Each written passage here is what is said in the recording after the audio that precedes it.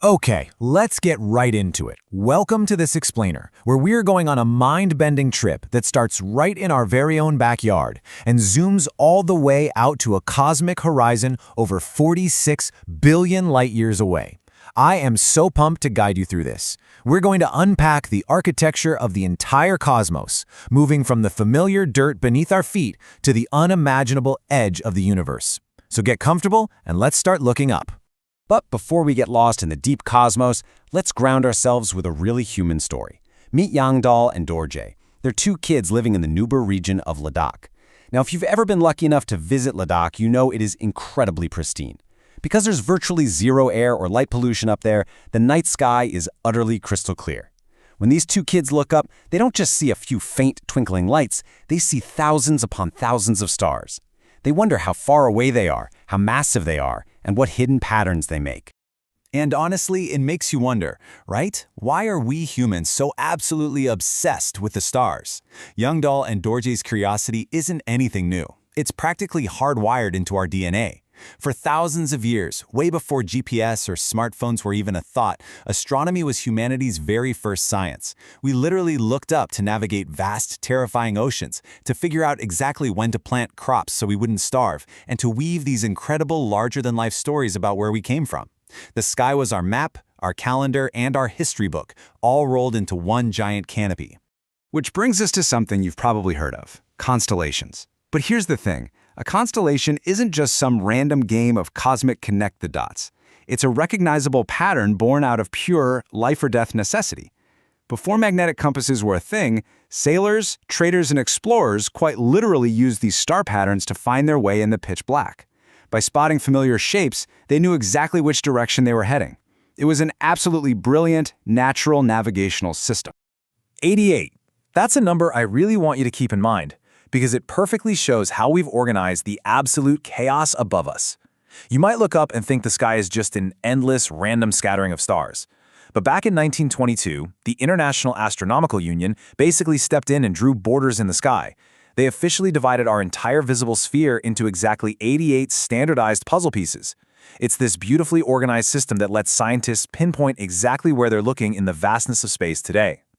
And here's what's so cool about that map. We all share the exact same sky, but we project our own deeply rich cultural blueprints onto it. Where Western traditions look up and see Orion the Hunter, the bright star Aldebaran, or the Big Dipper, Indian astronomy maps those exact same celestial bodies as Ardra, Rohini, and Saptarishi. Different names, different myths, but the exact same points of light guiding us through the dark. It really proves how universally connected we all are to the cosmos. But there's a major catch for most of us today. That beautiful ancient map, it's basically been erased by our modern atmospheric barrier, light pollution. When we pump excessive artificial light up into the night sky, it brightens the atmosphere and completely washes out the fainter stars. Not only does this rob city dwellers of that breathtaking cosmos that Yangdol and Dorje get to see, but it actually completely disrupts the delicate circadian rhythms of nocturnal wildlife all around the globe. Think about the difference between these two worlds.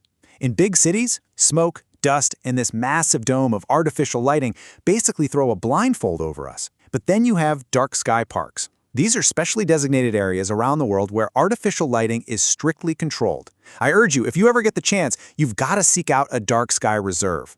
Preserving these dark skies isn't just about us enjoying the view. It's absolutely critical for vital astronomical research and protecting those fragile ecosystems we just talked about. So, how can you do some backyard astronomy yourself? Well, start by finding a dark, open area and avoid looking at bright lights. And yes, that absolutely includes your phone screen. If you do use your phone, stick to great apps like SkyMap or Stellarium, which tell you exactly what you're pointing at. But here is the most crucial tip. Give your eyes about 30 minutes in the dark. That's exactly how long it takes for your retinas to build up a protein called rhodopsin, which essentially flips the switch on your natural night vision. You will be amazed at how many more stars suddenly pop into view. All right, let's zoom out from Earth and take a look at our immediate solar neighborhood. Right at the center of it all is the Sun. It's a G-type main sequence star, which is really just a fancy way of saying it's a massive, continuous fusion reactor. It pumps out the exact light and heat that makes every single weather pattern, water cycle, and form of life on our planet possible. Ancient civilizations instinctively grasped this long before modern science came along, famously worshipping its life-giving power in India as the deity Surya. 150 million. That is the staggering distance in kilometers from Earth to the Sun. To really wrap your head around that insane scale, think about this. That distance is so vast that the sunlight hitting your face right now actually left the Sun 8 full minutes ago.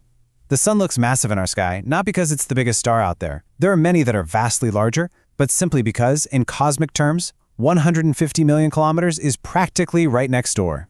Now, writing out hundreds of millions or billions of kilometers gets exhausting very quickly. So, astronomers created a brilliant cheat code, the astronomical unit, or AU. 1 AU is roughly equal to that 150 million kilometer distance between us and the Sun. It's essentially a cosmic yardstick. Using AUs makes these mind-bending distances across the solar system a whole lot easier for our human brains to digest and calculate. When you look at our solar system, there's actually a really stark dividing line. The 4 inner planets, Mercury, Venus, Earth, and Mars, are relatively small with solid, rocky surfaces. But once you cross the asteroid belt, you hit the outer planets, Jupiter, Saturn, Uranus, and Neptune. These are massive giants made entirely of gas and ice. Why the split? It all comes down to the frost line in the early solar system. Close to the Sun, it was just too hot for gases to condense, leaving only heavy rock and metal. But beyond that line, temperatures dropped low enough for massive amounts of ice and gas to clump together, forming those giants. And because of these extreme differences in chemistry and how they look, our closest neighbors picked up some pretty famous nicknames over the years. Venus is so incredibly bright, it earned the title of the morning or evening star. That's because of its highly reflective, runaway greenhouse atmosphere. Mars is famously the red planet because its surface is literally rusted over with iron oxide. And of course, our Earth is the blue planet, thanks to the vast liquid oceans covering most of its surface. Let's pull it back closer to home for a second, to our constant companion, the Moon. The coolest thing about the Moon is its incredibly rugged surface. It has practically no atmosphere, which means there's no wind, no rain, no weather at all to cause erosion. Because of that, the Moon isn't just a dead rock. It's a perfectly preserved geological time capsule. It holds the untouched, pristine scars of asteroid impacts from millions and millions of years ago. And that deep, ancient history sets the stage for an incredibly exciting era of modern exploration.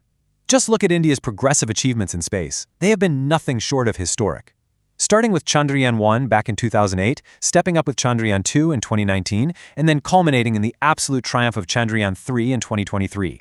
By successfully landing near the Moon's south pole, India became the first nation ever to pull that off. It's a massive scientific breakthrough, because those permanently shadowed craters hold ancient water ice, which is absolutely crucial for future deep space missions.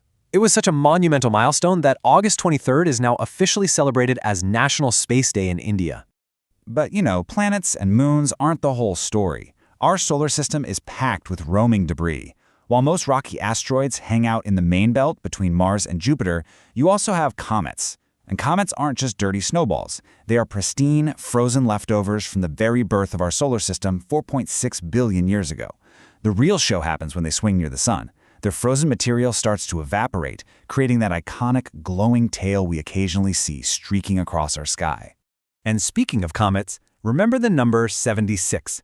That is exactly how many years it takes the legendary Halley's Comet to complete its giant elliptical loop past Earth. It acts as this stunning, cosmic metronome, marking a single, once-in-a-lifetime event for a human generation. Witnessing it return from the deep freeze of the outer solar system back into our skies is just a profoundly grounding experience. All right, time for a massive leap. We're zooming way, way past the edge of our solar system now. If you're out in a dark enough spot on a moonless night, you might notice this faint band of light stretching across the sky. That is our home galaxy, the Milky Way, or as it's known in India, Akashganga. It's a vast, swirling collection of billions of stars, gas and dust, all locked together by gravity. To give you a true sense of scale, our entire solar neighborhood is located on an obscure little outer branch called the Orion Arm. We're just a microscopic speck in a massive spiral that is 100,000 light-years across. And that brings us to the ultimate zooming out, the awe-inspiring climax of our journey, the universe, the whole shebang. We're talking about a scale that practically breaks the human brain. Absolutely everything that exists, the stars, the planets, the galaxies, and all forms of matter and energy. While the observable universe spans a mind-boggling 93 billion light-years in diameter, scientists are still out there studying the countless other galaxies beyond our own, just trying to piece together the true origin of this infinite vastness. So, this all leaves us with a pretty wild thought to chew on. If Earth is just a tiny speck in the Akashganga, and our galaxy is just one of billions in the universe, what else is waiting to be discovered out there in the vast cosmic horizons? Studying space expands our minds and uncovers the deepest mysteries of our existence. I really hope our journey today has sparked a bit of curiosity in you. I highly encourage you to go find a dark spot tonight, let your eyes adjust, and just look up. Thanks so much for exploring with me.